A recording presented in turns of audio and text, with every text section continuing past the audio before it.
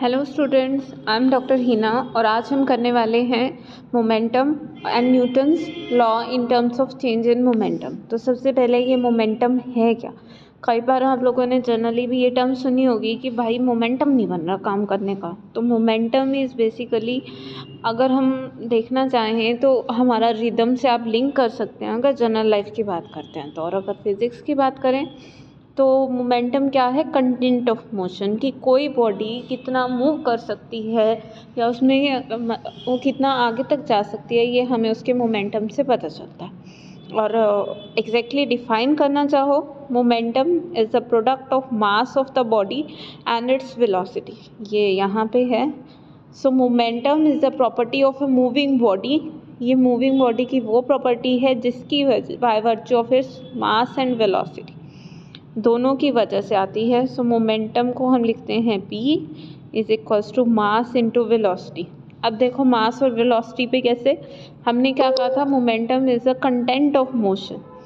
Content of motion यानी कितना वो आगे तक मूव कर सकता है, तो ऑब्वियसली ये वेलोसिटी पे डिपेंड करेगा कि उसकी कितनी वेलोसिटी है, किस स्पीड से वो मूव कर रहा है। जिस स्पीड से मूव कर रहा है उतनी ज़्यादा उसमें मोशन का कंटेंट होगा। और मास पे क्यों भाई, जो हैवी है उसका कंटेंट ऑफ मोशन क्या होगा, उतना ही ज़्यादा होगा। अगर हम ये कांस्टेंट रखते हैं आप उस सीन में नहीं दे सकते। तो ये दो चीज़ों पे डिपेंड करता है, एक मास पे, दूसरा वेलोसिटी पे।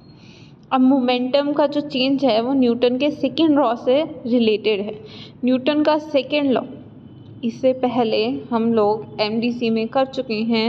न्यूटन सेकेंड लॉ कहता है कि force is equals to mass into acceleration.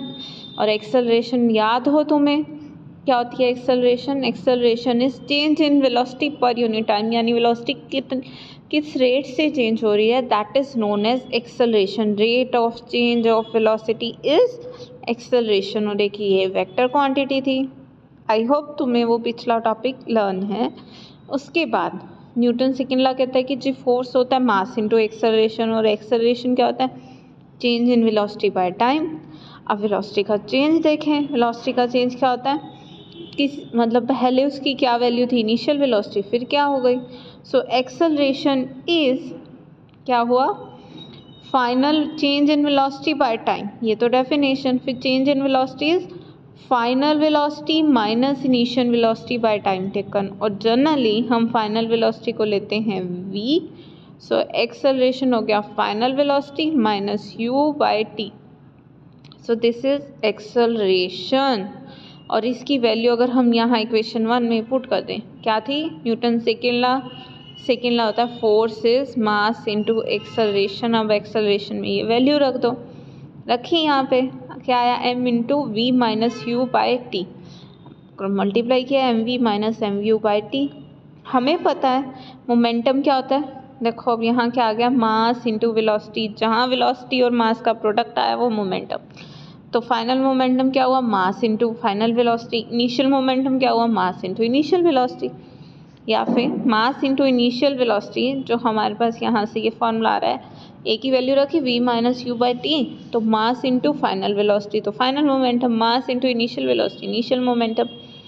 So p final v initial. So force क्या हो गया, इन final momentum minus initial momentum. इसका मतलब मोमेंटम में कितना चेंज हुआ, पहले बाद में कितनी वैल्यू थी माइनस पहले कितनी वैल्यू थी, ये क्या हुआ कि मोमेंटम में कितना चेंज हुआ।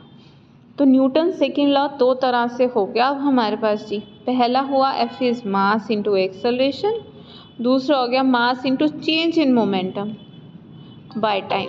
इसको आप dp बाय dt भी कह सकते हैं।